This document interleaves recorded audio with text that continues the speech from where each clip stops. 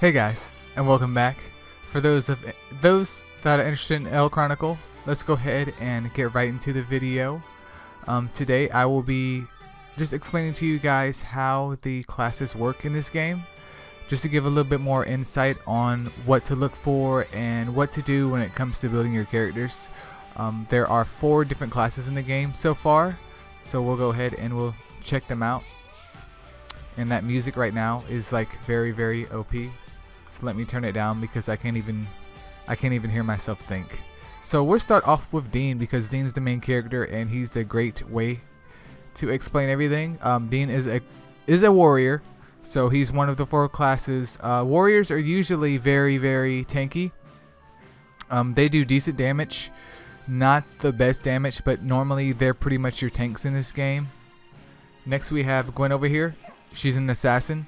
Assassins, like any other MMO or any other RPG, are normally DPS. They're a little bit more squishy compared to the tanks, so you know, they're for DPS. You want to keep them as far away from the enemy as possible, or if they're with an enemy, you want to have a shield up or some type of healer to help mitigate any damage they might take, because they will die, but they will dish out the most damage. Next is a supporter, which is just code name for healer in this game. I'm not sure why they named it differently. Like warrior should be maybe, I don't know, tank. That would be a little bit more helpful, or paladin or something like that. But supporters are pretty much your healers in this game. Right now at the moment I only have Claire that's usable. I am working on this chick over here though, because I have heard that she's pretty top tier in healing. She's the best healer at the moment in the game, so I'm working on her next. And then we have the lovely old specialists. Specialists are the ones that kind of buff your team.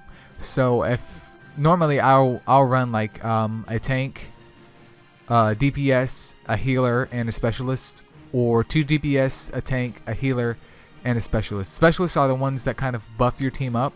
Let's take a look at Scarlet Skills over here. So Scarlet freezes the enemies for 1.5 seconds. She can buff up defense and damage the enemy.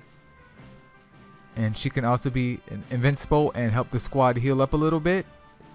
And her other moves kind of just add stats to your character. So she raises their magic attack. She can raise their defense, raise their HP. And that's only one of the many supporters in the game. So they're really important to have. But at the moment where I'm at in the game, really DPS are pretty much key to you passing whatever level you on.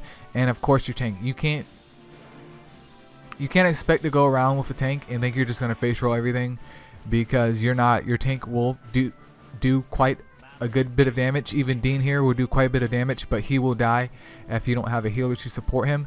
But also if he dies, they're gonna go for your DPS. If they go for Gwen over here, especially this guy over here, Jaggle, is rest in peace to the squad. Rest in peace to the squad.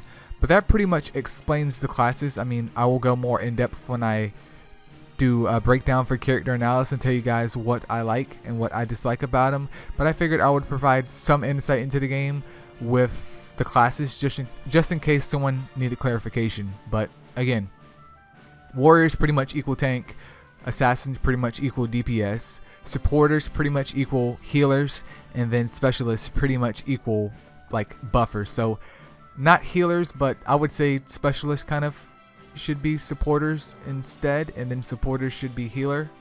Not to confuse you guys, but yeah, specialists, they buff the squad, supporters heal the squad, assassins kill for the squad, and the warrior carries the squad through to the end. But that's pretty much it for this video, you guys. Stay tuned for more. I would love to go more in depth with this and show you guys the wonderful world of Chronicles. Not Chronicles, it's Chronicle. Peace out, you guys.